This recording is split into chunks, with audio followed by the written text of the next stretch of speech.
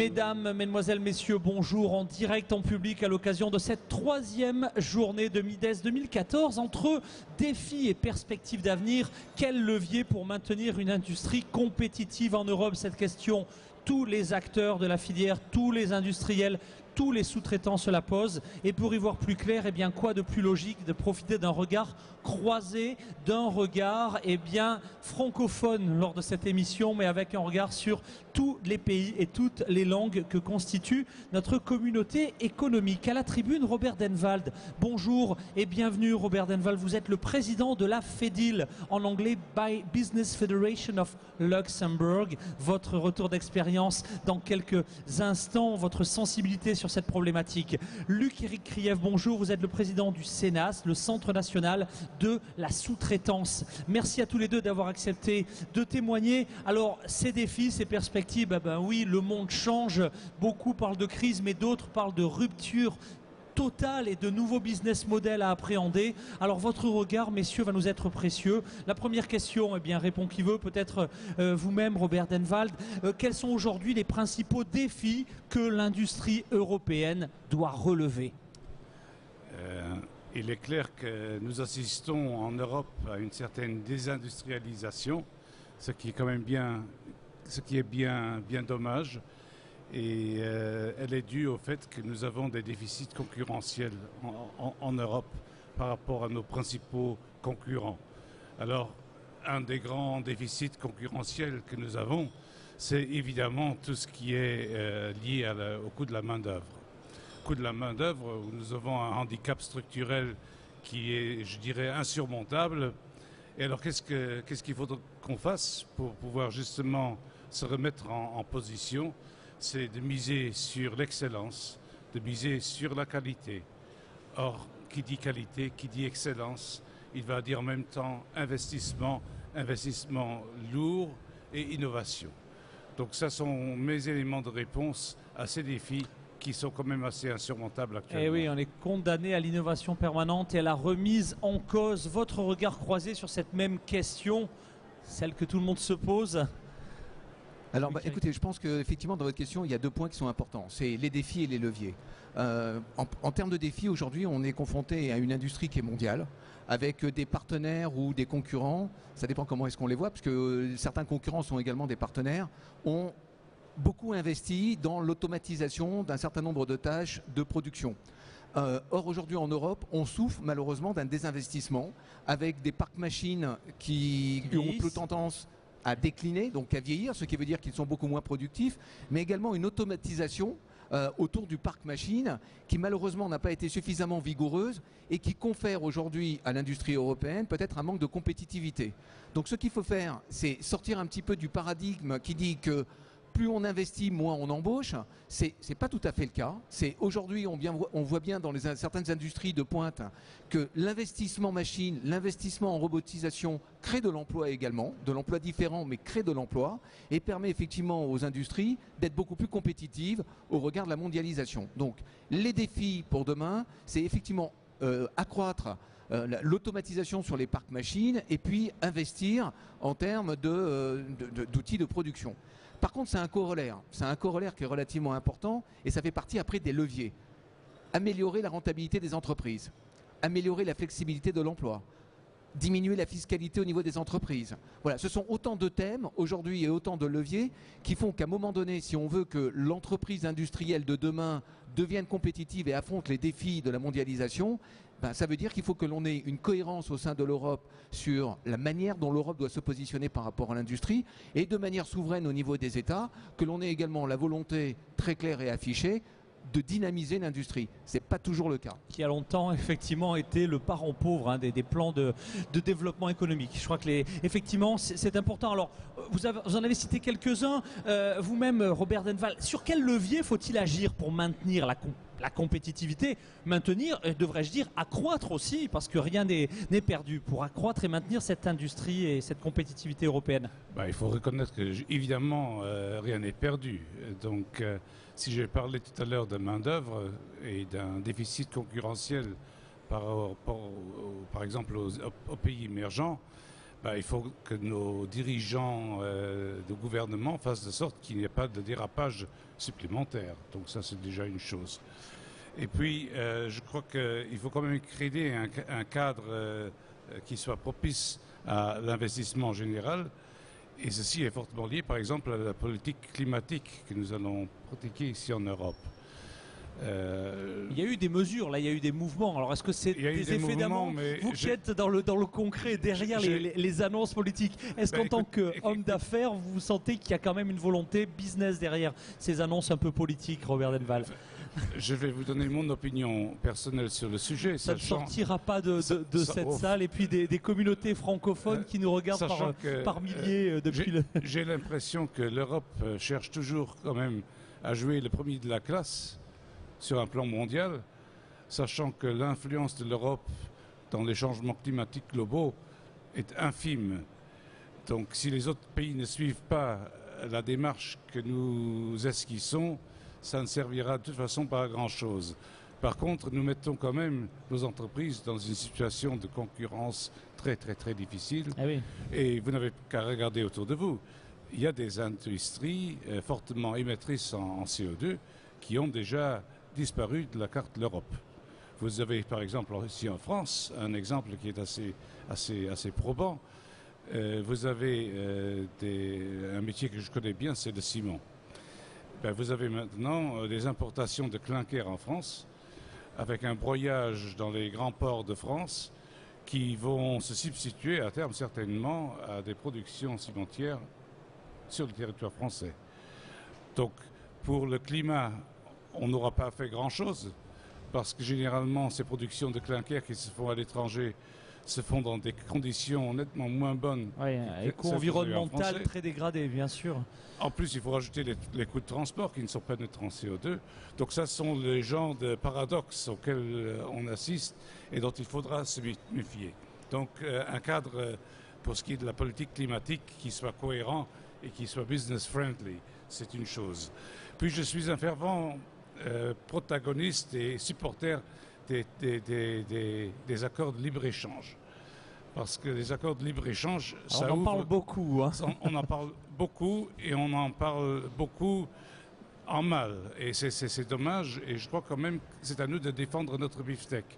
Parce que les accords de libre-échange, ils ouvrent quand même de nouveaux marchés à nos entreprises. Il ne faut pas l'oublier. Et parfois les gens qui ont tendance à pestiférer contre ces accords, ils oublient quand même parfois un peu les effets bénéfiques de ces accords. Puis, un sujet qui préoccupe quand même beaucoup d'entreprises, c'est l'accès au financement des entreprises. C'est un sujet dont il faudra se préoccuper, c'est un sujet qu'il faudra affiner. Et je pense ici notamment aussi aux start-up. Donc je crois que là, il y a des choses à faire. Et donc tout ça, si nos dirigeants n'arrive pas à créer un cadre réglementaire, un cadre environnemental qui soit propice au développement des entreprises, on aura loupé une bonne chance pour relever les défis dont vous avez parlé. On va se rajouter des contraintes que n'auront pas d'autres acteurs sans forcément atteindre des objectifs aussi nobles soient-ils. C'est un peu ça l'idée. Votre réaction, votre regard croisé sur ce deuxième enjeu? Oui, alors il y a deux points que Robert vient d'évoquer. C'est les accords de libre-échange qui sont très importants effectivement. Et je vais y revenir en 30 secondes, mais également sur les politiques qui doivent être menées. Parce qu'aujourd'hui, j'ai pas envie de faire du politiquement correct. Et je dois dire que on a une visibilité au niveau, ou une vision au niveau politique qui est antinomique avec la vision des entreprises. Alors sur les accords de libre-échange, je partage tout à fait le propos de Robert à une exception près. C'est que dans les accords de libre-échange, il faut exiger la réciprocité. C'est important. Il n'est pas normal aujourd'hui que des entreprises en Europe ne puissent pas exporter sur des pays comme la Chine, comme le Brésil, comme les États-Unis, parce qu'il y a effectivement un protectionnisme qui est appliqué dans ces pays-là. Il n'est pas logique que ces mêmes pays puissent venir en Europe commercialiser des produits à prix très bas, à vil prix, j'utilise l'adjectif de vil, pas pour rien, parce qu'aujourd'hui, on pratique du dumping. Ça veut dire qu'on n'est pas à armes égales. Et si on veut effectivement être concurrentiel et accroître la compétitivité, il faut que l'on puisse combattre à armes égales par rapport à des pays qui aujourd'hui sont émergents. On voit bien aujourd'hui, et Robert l'a souligné tout à l'heure, on a un décalage très important par rapport au coût social. Il n'est pas normal que le coût social aujourd'hui ne permettent pas à nos entreprises européennes d'être compétitives sur le marché mondial. Donc il faut que l'on ait une taxation à l'entrée en Europe de manière homogène, uniforme, sur les produits venant de pays émergents qui ne jouent pas le rapport de réciprocité. Ça, c'est le premier aspect. Deuxième aspect qu'a évoqué Robert, c'est l'environnement. Pourquoi est-ce qu'on autorise le droit à polluer dans certains produits, dans certains pays émergents, alors qu'en France ou en Europe, on a des normes qui sont très restrictives, qui sont logiques, compréhensibles et qui sont des normes d'avenir, mais qui globalement pénalisent nos produits par rapport à des pays comme la Chine, qui est le plus gros pollueur au niveau production. Alors que typiquement le soft power de l'Europe pourrait s'exercer sur ce type de produit, quoi. Voilà, donc ça c'est par rapport aux accords de libre-échange. Après, sur le politiquement non correct, j'ai été très amusé et très enchanté fin du mois d'août lorsque le Premier ministre Manuel Valls est venu aux universités d'été du MEDEF et a dit « j'aime l'entreprise ». J'ai l'impression que l'amour qu'il a vis-à-vis de l'entreprise décline au fur et à mesure que le temps s'écoule. Pacte de responsabilité, CICE, CIR. Je crois qu'aujourd'hui, on remet en cause un certain nombre de principes pour doper la compétitivité à l'aune du satisfaisant correct pour la politique. Donc si aujourd'hui on doit pratiquer au niveau de la politique française une forme de démagogie pour satisfaire une minorité au détriment d'une majorité qui crée de la valeur, effectivement ça commence à m'inquiéter. Ça commence à m'inquiéter et je me demande si en France, une bonne fois pour toutes, on va comprendre que l'industrie, dans son sens le plus noble possible, est créateur de richesses, créateur d'emplois, et que sans industrie, un pays peut être rapidement moribond. J'en veux juste pour exemple, c'est le reversement ou le renversement de ce qui s'est produit en Angleterre. Madame Thatcher, à l'époque, avait dit « l'industrie, c'est fini, il faut délocaliser, on va faire une entreprise de service de l'Angleterre ». Aujourd'hui, l'Angleterre devient l'un des premiers pays en Europe sur lequel se concentrent des relocalisations. Parce qu'on a su favoriser la relocalisation, on a su doper l'économie, on a su favoriser le terreau pour que les entreprises reviennent. Et j'ai l'impression que certains pays au sein de l'Europe, dont la France, soyons honnêtes, dont la France, refusent l'évidence. On est confronté aujourd'hui à une forme de schizophrénie. On veut favoriser l'entreprise, l'industrie, et on ne fait rien pour favoriser. Fiscalement, au niveau social, on refuse de parler de flexibilité. C'est pourtant un des leviers pour arriver justement à accroître la compétitivité des entreprises. On refuse effectivement la souplesse au niveau de certaines normes et je trouve ça dommageable pour l'entreprise. Merci pour bien cette analyse sans concession. Alors, on a eu depuis le démarrage de Midest des témoignages d'entreprises de champions. On a évidemment la filière aéronautique a été très présente depuis ce démarrage de Midest 2014 ici même. Maintenant, messieurs, vous qui êtes des observateurs des nouveaux territoires de développement, quels sont les secteurs de l'industrie européenne qui peuvent servir ou qui vont servir de locomotive ou de modèle ? Je crois qu'il faut d'abord dire que le monde politique doit nous créer un cadre dans lequel toute entreprise puisse se développer. Ce n'est pas à moi ce matin de dire c'est tel secteur ou tel secteur qui est le plus prometteur, mais il est vrai que si je prends par exemple le secteur de l'automobile, si on arrivait à relancer ce secteur, tout le monde en serait bénéficiaire, puisque le secteur automobile, c'est quand même un secteur qui fait appel à toute une chaîne d'entreprises, de sous-traitance notamment. Et donc, je pense que ça, c'est certainement un secteur que je pourrais identifier comme étant un secteur extrêmement prometteur. La même chose est vraie pour le secteur chimique, d'ailleurs. Donc, je crois que si nos gouvernements nous aider à mettre en place un cadre réglementaire qui favoriserait ces entreprises justement par rapport aux pays émergents, pour en parler, je crois que là, il y aurait des retombées positives, non seulement sur le secteur lui-même, mais tous les gens qui sont à cette foire, qui sont tributaires du bon fonctionnement de ces industries. Évidemment, un secteur qui est toujours prometteur et qui peut-être moins soumis à la pression du secteur des entreprises des secteurs des pays émergents, c'est tout le secteur de la construction. Non localisable par définition, délocalisable par définition. Et ce n'est quand même pas pour rien qu'on dit quand le bâtiment va, tout va. Donc je crois que L'adage ça, reste c'est vrai certainement... en 2014, Robert Tout à Delval. fait. Mais il y a quand même des pays d'Europe où, si je te compare à la France, ça va un peu mieux que justement dans ce secteur-là. Et puis, last but not least, un secteur qui est extrêmement porteur et qui va le devenir de plus en plus, c'est tout le secteur de l'information, des technologies de l'information. Et donc, je crois que là, tout le monde a des cartes à jouer. Et je crois que là, c'est certainement un secteur où beaucoup de pays vont miser dessus, et à raison. Et je crois que ce sera certainement un grand vecteur de développement. Merci pour votre regard. Même question, quelles sont les locomotives ou les modèles? Alors, moi je ne vais pas être exhaustif. Je considère qu'aujourd'hui, tous les secteurs sont potentiellement porteurs d'avenir. Que ce soit le secteur du transport, le secteur médical, le secteur de l'aéronautique, le secteur automobile, avec de profondes réformes de l'automobile, on va aller de plus en plus vers des véhicules propres. Donc ça veut dire qu'on va remettre en cause les moteurs, l'organisation, la connectivité qu'il va y avoir dans l'entreprise, dans l'automobile. Donc globalement, je pense que tous les secteurs sont porteurs d'avenir. Mais je vais quand même dire quelque chose par rapport à ça. Si on veut que les secteurs soient performants demain, il faut améliorer la relation entre sous-traitants, donneurs d'ordre. C'est essentiel. Nous sommes dans le salon du MIDES, qui est le salon de la sous-traitance. Or, un sous-traitant ne peut être performant que s'il a un donneur d'ordre qui est lui-même performant. Un donneur d'ordre qui est capable d'intégrer les problématiques du sous-traitant de manière à pouvoir tirer à la fois son offre vers le haut, mais également le sous-traitant d'un point de vue technologique vers le haut. Force m'est de constater quand même qu'aujourd'hui, les relations donneur d'ordre sous-traitant deviennent déplorables. Oui, certains critiquent même le nom sous-traitant, enfin même la symbolique même du mot, elle est très enfin, elle porte en elle tout un héritage mais vous avez raison, mais sous-traitant n'est pas un terme péjoratif. Mais donneur d'ordre, sous-traitant, les mots ont un sens finalement, on y a accordé peu d'importance pendant longtemps, mais quand on réfléchit bien, sous-traitant, donneur d'ordre, à l'heure du travail collaboratif, est-ce que ça sonne encore juste? Mais je vous laisse réagir. Non, mais vous avez raison de poser la question. Pourquoi? Parce qu'en fait, si vous voulez, il y a eu une déviance qui a été faite entre le donneur d'ordre et le sous-traitant. Le sous-traitant, c'est devenu, entre guillemets, le sous-fifre de certains donneurs d'ordre. Ce n'est pas comme ça qu'on doit voir la relation donneur d'ordre sous-traitant.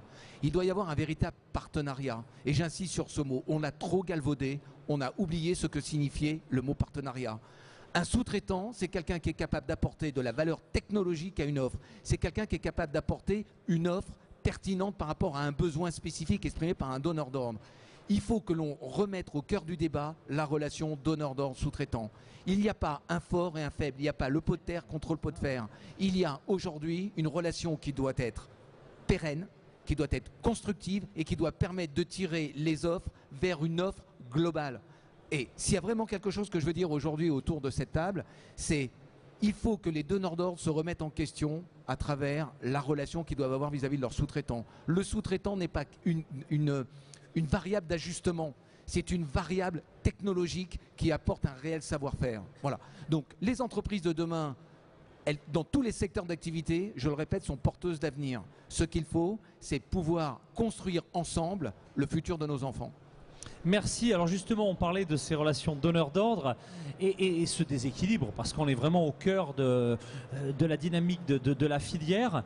Comment, selon vous, messieurs, équilibrer ces relations avec les donneurs d'ordre? Est-ce qu'il est possible, parce qu'on en parle depuis longtemps, mais cette relation gagnant-gagnant, vous évoquiez, Robert Denval, le monde des technologies, de l'information, où là on voit de nouveaux business models beaucoup plus collaboratifs, du partage, de nouveaux business models, je pense à l'open source, je pense on parlait aussi tout à l'heure avec la filière recyclage, de ces modèles de business cyclique. Donc on voit émerger dans d'autres secteurs, peut-être moins traditionnels que ceux que vous aviez évoqués, le bâtiment, l'automobile, etc., de nouveaux business models. Est-ce qu'il y a des choses intéressantes? Comment, messieurs, concrètement, on va les équilibrer, ces relations avec les donneurs d'ordre? Robert Denval. Alors, je me permets de répondre avant Robert. Je crois qu'il est important aujourd'hui de regarder, comme je disais, le contexte global de la relation donneur d'ordre sous-traitant.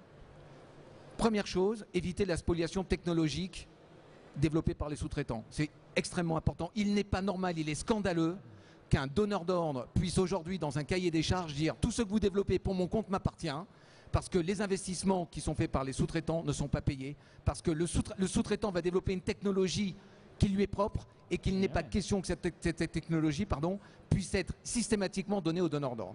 Ça, c'est le premier aspect. Il faut combattre la spoliation technologique qui est faite aujourd'hui de manière systématique par les donneurs d'ordre. Le deuxième aspect qui me paraît important, c'est l'abrogation des CGA qui sont systématiquement imposés. CGA voulant dire conditions générales d'achat. La loi ne reconnaît que les CGV, conditions générales de vente. Pourquoi aujourd'hui un donneur d'ordre doit systématiquement demander aux sous-traitants de cocher, avant même de répondre à un appel d'offres, la case « Vous acceptez de manière définitive les CGA ». Si on veut aujourd'hui pouvoir dynamiser le secteur industriel, il faut qu'il y ait une relation de confiance entre le donneur d'ordre et le sous-traitant. Il ne faut pas qu'il y ait quelque chose qui soit imposé aux sous-traitants. Il doit y avoir, je le répète, un partenariat. Et ce partenariat passe par « je comprends comment tu fonctionnes », tu comprends ce que j'attends et ensemble, nous allons tirer vers le haut notre offre et nous allons être compétitifs ensemble. Ça, c'est le premier aspect. Deuxième aspect, il faut que les grands donneurs d'ordre facilitent le développement à l'international de leurs sous-traitants. Il faut éviter de demander à un sous-traitant qui va réaliser 10, 15 ou 20 millions d'euros de chiffre d'affaires annuel d'aller dans un pays émergent, Afrique du Sud, Chine, Thaïlande, Brésil, etc., à ses propres frais. Il faut qu'il y ait un véritable accompagnement. Il faut que le donneur d'ordre puisse s'engager sur les dépenses, puisse s'engager sur la R&D, puisse s'engager sur des volumes d'activité. On ne va pas la fleur au fusil à l'international. Et il faut également que les sous-traitants aujourd'hui puissent s'entendre pour ce que les Allemands font, ou en tout cas copier ce que les Allemands font, ce qu'on appelle chasser en meute. Ça veut dire qu'on est beaucoup plus performant quand on va à plusieurs à l'international en proposant une offre globale, plutôt que d'aller seul en essayant de défricher un marché qui est complètement inconnu.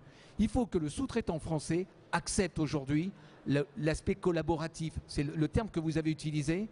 L'aspect collaboratif fait qu'on devient beaucoup plus performant parce qu'on est capable de proposer des offres différenciées, mais des offres qui sont crédibles. Et ce n'est que comme ça qu'on va être beaucoup plus fort et en interne, donc au sein de l'Europe, et à l'extérieur par rapport à des partenaires qui sont très forts.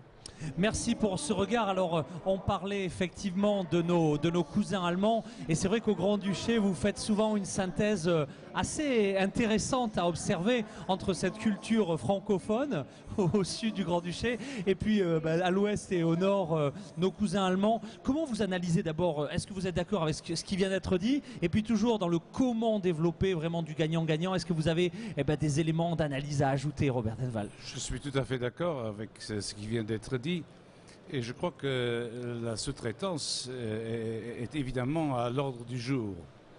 J'y crois, sinon je ne serais pas ici. Et je crois qu'on verra de plus en plus que les grandes entreprises auront tendance à externaliser des activités. Et donc évidemment, la sous-traitance va jouer un rôle grandissant dans la vie de nos entreprises, puisqu'elles nous permettront, dans les grands groupes du moins, à variabiliser une partie de nos frais fixes. Donc je crois que c'est un trend auquel on va assister de façon croissante et je crois que c'est une très bonne chose parce que ça nous permettra aussi un peu de changer peut-être le tissu économique de nos entreprises puisque la sous-traitance va nous permettre probablement de développer le tissu des PME en Europe, ce qui est à mon avis une très bonne chose. Et vous avez parlé un peu de nos cousins allemands. Je crois qu'un des succès de l'économie allemande, c'est justement le tissu de PME qu'ils ont réussi à développer au fil des années. Et je crois que dans nos pays, la France, le Luxembourg, la Belgique, il faudra qu'on essaye de faire un peu la même chose. Ça fera appel à des entreprises familiales, où la proximité sera très prononcée et je pense que c'est un axe de développement sur lequel il faudra qu'on travaille. Merci pour cette analyse. On est plus très loin de la conclusion. On avait encore d'autres sujets à aborder. Bon, l'état des lieux, ça, je crois que ça a été évoqué, la sous-traitance française, la place dans l'Europe, mécanique, plasturgie électronique, quels sont les secteurs d'activité qui se distinguent? Enfin, je lis encore quelques-unes des questions qui étaient au programme. Comment réussir à relever la rentabilité des entreprises à sous-traitance? Comment équilibrer, on vient de le dire, les relations aux donneurs d'ordre? Par rapport à toutes ces questions, il nous reste en gros 1 minute 30 à chacun d'entre vous pour conclure. Y a-t-il un message, un point que vous auriez aimé donner à ce stade qui n'aurait pas pu être donné, ou tout simplement par rapport à toute votre analyse, votre regard, le mot de la fin, quelle est votre conclusion? Allez, rapidement, je vais avoir l'impression de me répéter, mais c'est pas grave, s'il y a vraiment une conclusion à tenir, c'est donneurs d'ordre, sous-traitants, même combat, arrêtons de nous battre l'un contre l'autre, avançons ensemble, faisons que nos entreprises deviennent beaucoup plus performantes, deviennent innovantes et puissent répondre positivement au marché qui demain va passer de 2 milliards, 2 milliards et demi de consommateurs moyens à un panel qui va quasiment doubler. La Chine s'ouvre, il y a de plus en plus une classe moyenne qui est émergente, l'Inde, le Brésil, etc. C'est autant d'opportunités pour nos produits. Donc ça, c'est le premier aspect. Le deuxième aspect, c'est politique, bien évidemment.